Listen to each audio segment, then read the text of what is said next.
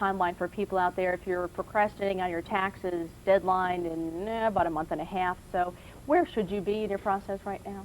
Well, certainly if you haven't actually gotten your tax return prepared, you need to make sure you've been collecting all your tax forms that have come in from your employers and other interest income and dividend income, your 1099s.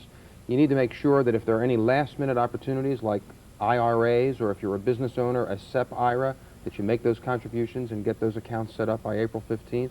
You don't have to file your return that late. You can take the deduction as long as you get your money in the investment account by the 15th of April. So not too many last-minute opportunities, but still a few. Make sure you take advantage of. Okay, that gives me the incentive to get moving on the process. You bet. I'm a little slow on it That's too good. this year. I just want to also talk to you, probably something on the minds of a lot of people, kind of we've seen kind of a shake-up in Wall Street over the past Yes. couple of days because of the announcement by the Federal Reserve Board as far as hiking short-term interest rates. Is it done correcting itself, or are we going to have to see a process here? Well, my crystal ball is probably no better than yours. It certainly seems to me, though, that we're at record high levels in the stock market. We're at record low levels in interest rates. That's sort of a double whammy that should say to people to back off from some of their aggressive growth investments, shorten the maturities of their bond investments, and just be cautious at this point. I don't think we're finished seeing the unsettled nature of the markets.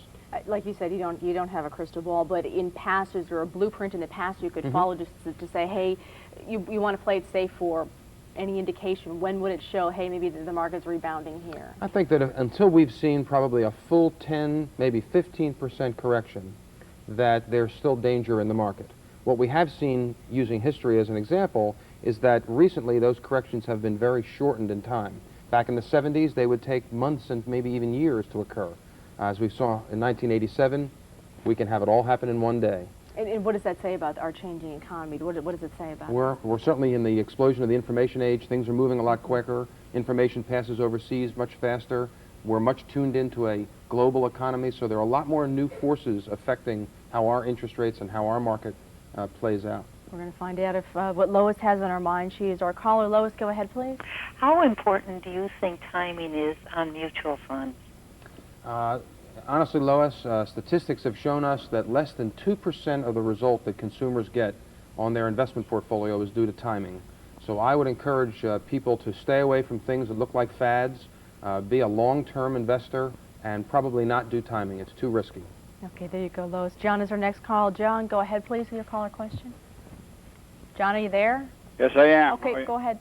I have a total income of about $11,000, so I have to pay income tax. Do you have to pay income tax? Yeah. You're actually one of the new folks that have been dropped out of the bottom in what's known as the earned income tax credit in the new Clinton tax plan.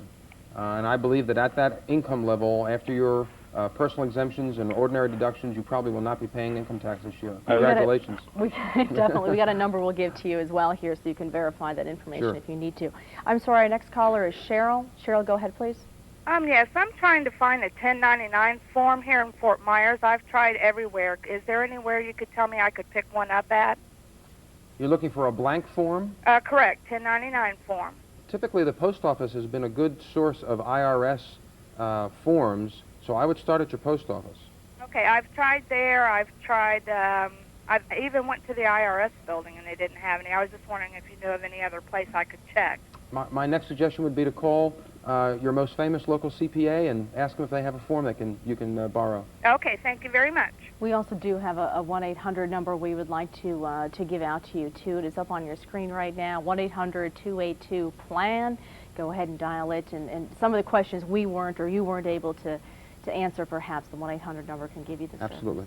All righty. Thank you very much for your time my this pleasure. afternoon. Great. Appreciate having Thanks you. for being here. Okay. When we come back, beer and history, the frothy beverage is helping out some anthropologists. Tell you about that when we come back.